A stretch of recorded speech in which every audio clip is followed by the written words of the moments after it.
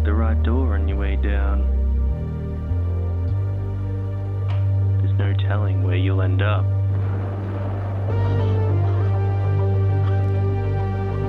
Can you make it through? To the night's end. I'll see you soon.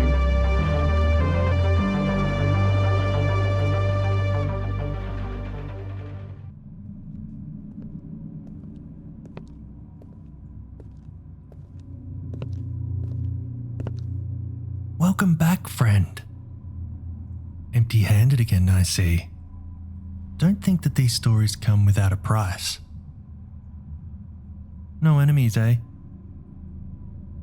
What about relatives you don't like? You must find something. The things are getting quite ravenous. Anyway, sit back on the seat there. What do you think about bus rides?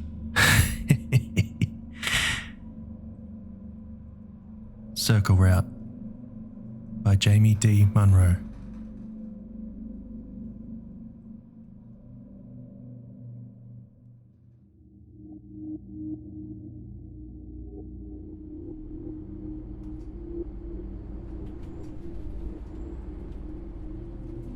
Jan rested on the bus seat against her husband and caressed his cold hand. His scent of citrus and sweat from working their orchard carried memories of the strong man she had grown old with, yet a shadow of him was now slumped beside her.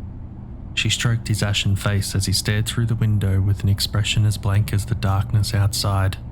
Realization chilled Jan to the bone. Frank had to go back to the hospital or he would die on the bus. Frank!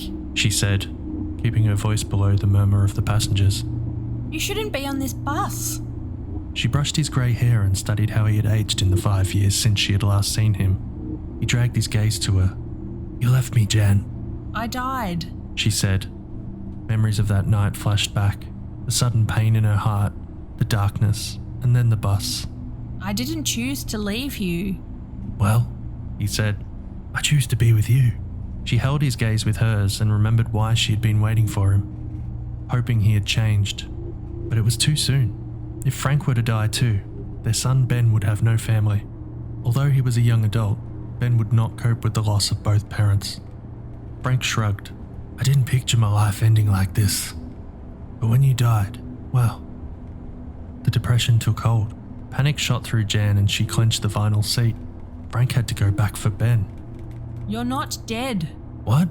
His face wrinkled with thought. She raised her voice. You haven't died yet. He snatched up her hand. This isn't a dream, is it? It's no dream.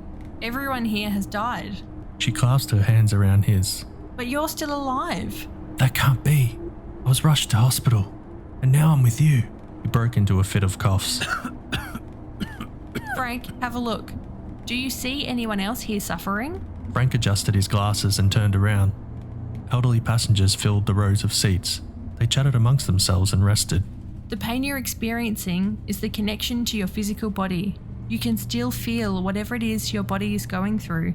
Frank grasped his stomach, and his face tightened with pain. What happened to you? She said, It's okay. Feels like I'm getting better. That's just a sign that you're losing your connection, a sign you're dying. At a loss, she studied him. You can go back, but your time's running out. Go back. Frank looked through the graffiti-scratched window. How's that even possible?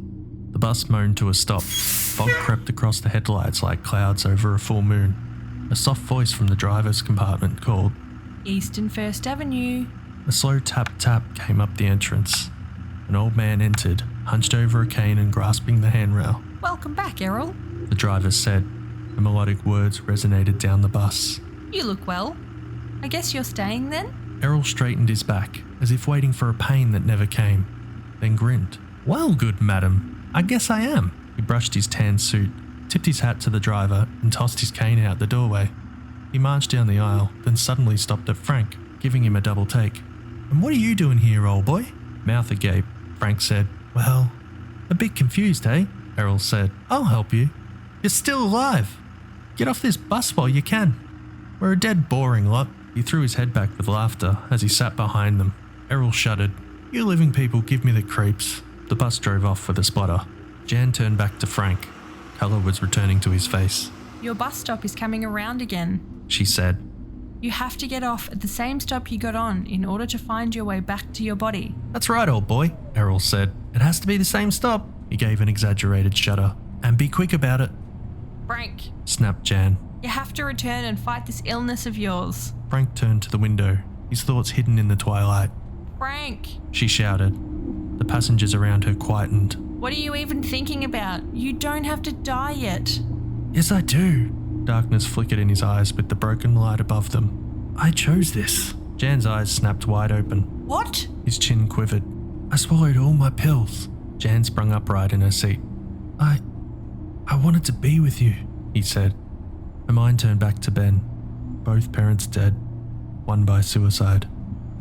Her face dropped. Her family had broken further apart. Frank wrapped a clammy hand around Jan. Since you left, my mind's been in a dark place, he trembled. I felt as if I was in a hole, falling further every day. She pressed her face into his bony chest. Oh, Frank, I wish I'd been there for you. The weight of years spent trying to help Frank came back to her, the struggle to find the happy man she had fallen in love with. He hugged her tighter. I know. That's what's been eating me. You were always so good to me. Frank choked down the cry. I took you for granted. Behind the veil of sickness and age was her life partner, yet these were the words of a stranger, someone she had longed for. You always worked hard on the farm to provide for us. She'd always wondered if he knew how hard she had tried to keep the family together. You don't need to apologise. No. He pulled back. I do. I always loved you. But I just couldn't show it. Frank, She squeezed his hand, pressing her wedding ring against his. Didn't realise how much I loved you until you were gone. He lowered his head. A warmth stirred inside her, as though a long-forgotten part of her heart had thawed. It had been so long since he had said he loved her. Only distant memories carried joy, like when their son was little, before Frank's depression. I love this, Frank, but you can't do this to Ben. I can't face things back there, he sobbed into his hands. Jan rubbed his back. Go back for him. Frank shook his head. I can't.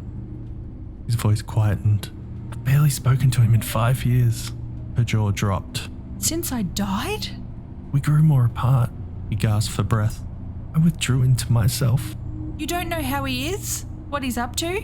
Well, I've heard snippets. He's had changes in his life. He coughed. But I couldn't bring myself to contact him. She crossed her arms, worried how much further her family had disconnected. What do you mean? The air brakes hissed. The driver called. East and 3rd Avenue. Jan sprung to her feet and snatched her handbag. This is your stop. Get off and go and see our son, or I'm getting off and starting my new life. There's nothing for me. Frank held open his hands. Stay with me. Jan stormed down the aisle. The bus screeched to a stop. The doors groaned open, sending fog swirling around a boy standing at the bus stop. Jan gasped. Enshrouded in darkness, he waited. No older than 4, and alone. A fresh bruise marked his cheek.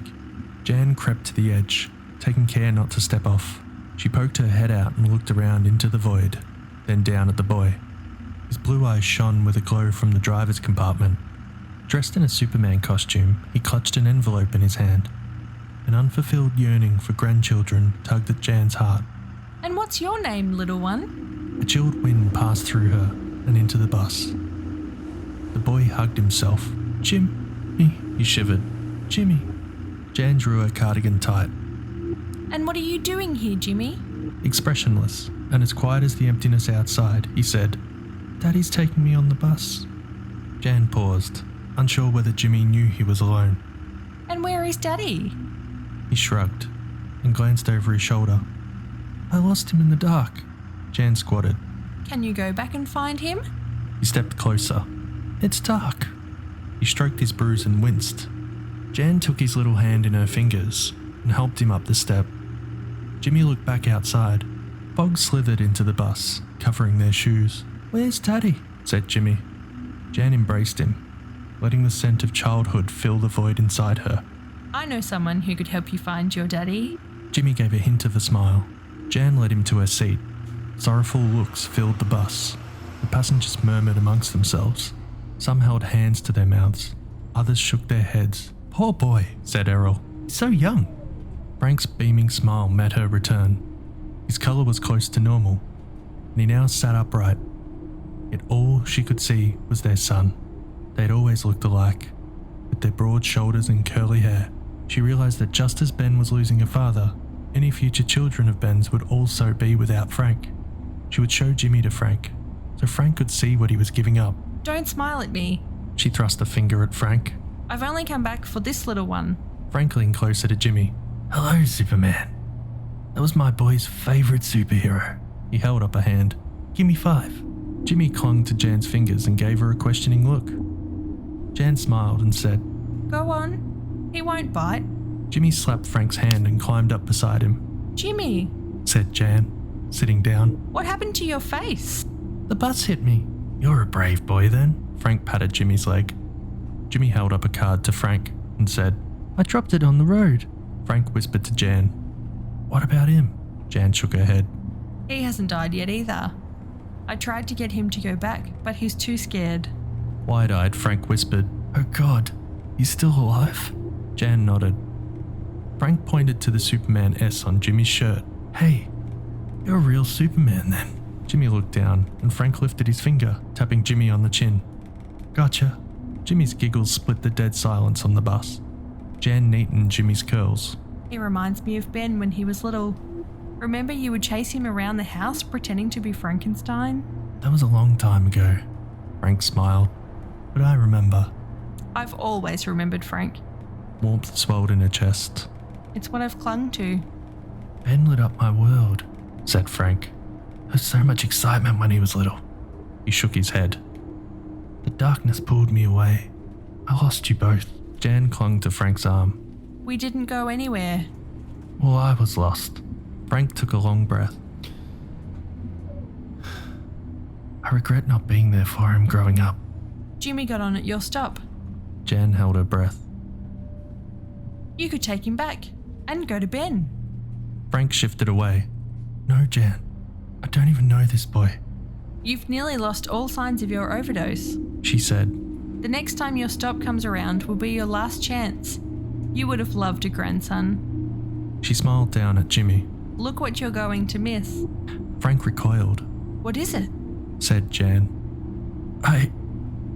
I heard he had a son. Ben? Jan trembled. When? Frank wiped his eyes. About a year after he passed away. And you've never seen him? I couldn't, I wanted grandkids. shouted Jan. And you chose to throw it all away. I'm sorry, Jan. You need to try harder. You've apologised to me. You can reach out to Ben too. The windows rattled like old bones as the bus slowed. North and 4th Avenue. The driver called. A woman seated across the aisle embraced her partner and gave her a kiss. See you next time round. She walked out the exit and vanished. Oh, said Frank, pressing his face against the window. And her? Rebirth. Said Jan. When the dead step off, we go to a new life. This is why I can't take Jimmy back. Jimmy climbed across Frank and peered through the window. Where's Daddy? He turned to Jan. Are we going to the hospital? Jan shot a look to Frank, then back to Jimmy. Why do you ask that? Daddy's taking me to see Granddad. Jan froze. She reached for the envelope. Can I have a look? It's for Granddad, Jimmy said. Jan took the card out and read the inscription. Dad, it's been too long. My Jimmy needs a Frankenstein too. We want you to get better. I want us to try again. Love, Ben. She thrust the card at Frank. He shoved his glasses back on and read it. Jan kissed Jimmy's forehead. We'll get you back to Daddy, okay? Oh, Jan. Frank trembled. What's going on? Jan leapt up and pointed at Frank. What's going on is you're getting off and taking our grandson back to his dad. Frank looked Jimmy over. This is my fault, East and 3rd Avenue. called the driver. Frank, Jan looked through the windscreen at the approaching bus stop. get up. Frank scurried to the aisle. What do I do? Just go back the way you came. Frank squatted down to Jimmy. I'll take you to Daddy, okay? Jimmy held up a hand and Frank slapped him 5. Frank took him by the hand and led him to the exit. The doors creaked open. Jan gave Jimmy a hurried kiss, then Frank, and said, I'll wait for you. Frank stepped off, reaching back, took Jimmy in his arms and lifted him onto his shoulders. They walked away together, Jimmy's cape flapping in the wind.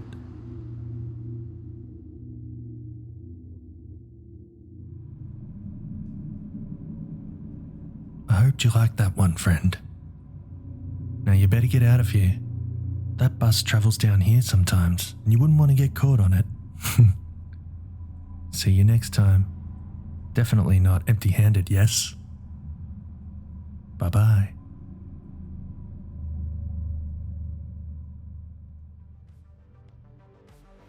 You've been listening to the Night's End podcast, which is a production of Dissonance Media.